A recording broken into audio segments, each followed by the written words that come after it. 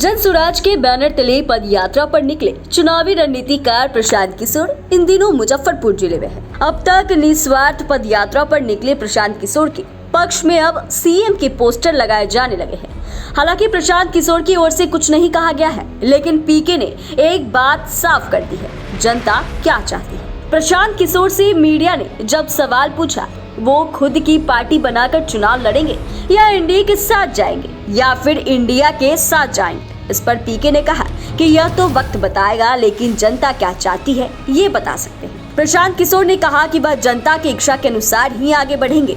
जनता ये नहीं कह रही है कि प्रशांत किशोर एनडीए के साथ या फिर इंडिया के साथ नहीं रहेंगे तो हम उनके साथ नहीं रहेंगे। जनता तो यह कह रही है कि उनके बिहार में कुछ नया चाहिए। यहाँ हर घर में लोग कह रहे हैं कि बिहार में कुछ नया होना चाहिए। पीके के इस बयान से एक बात तो साफ है, अभी किसी भी गठबंधन में जाने का निर्णय उन्होंने नहीं लिया है। संभावना इस बात की भी है कि पीके नई राजनीतिक पार्टी बनाकर एनडीए और इंडिया दोनों गठबंधनों के लिए चुनौती भी खड़ी कर सकते हैं। उन्होंने आगे कहा कि बिहार में दिक्कत यही है कि जिसको भाषा का विषय का ज्ञान नहीं है उसे आप जमीनी नेता बताते हैं। जो नेता शर्ट के ऊपर गंजी पहने वह आपके समझ से धरातल का नेता है। जिसको बोलने की समझ ना हो, जिसको भाषा का ज्ञान ना हो, जिसको विषय का ज्ञान ना हो, तो उसे आप नेता मानते हैं और बताते हैं कि यही आदमी बिहार में सफल होगा।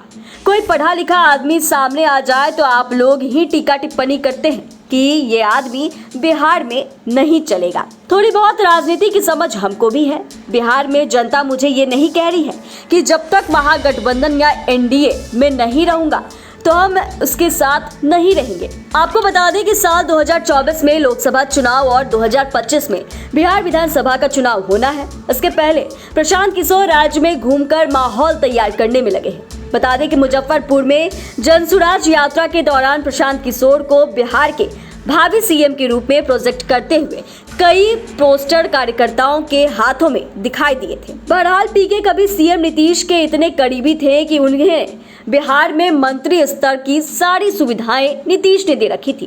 वक्त का कांटा ऐसा घुमा कि अब पीके घूम घूम कर नीतीश सरकार की कमियों का दावा करते हुए नए नए आरोप लगा रहे हैं। जानकार बताते हैं कि आगामी लोकसभा और बिहार विधानसभा चुनाव को लेकर पीके अपनी राजनीतिक छवि को गढ़ने में जुटे हुए हैं। इसी क्रम में वो पदयात्रा कर रहे हैं और नीतीश तेजस्वी दोनों पर लगातार हमलावर है। देखना दिलचस्प होगा कि प्रशांत किशोर कब नई पार्टी का ऐलान करते हैं या जनसुराज के माध्यम से ही राज्य में सक्रिय रहते हैं। एनडीए और इंडिया गठबंधन में से पीके किसके साथ जाते हैं या एकला चलो की नीति पर चलते हैं, इन सारे सवालों के जवाब आने वाले वक्त में मिलेंगे। लाइव सिटीज के लिए शुभम सौरभ की रिपोर्ट।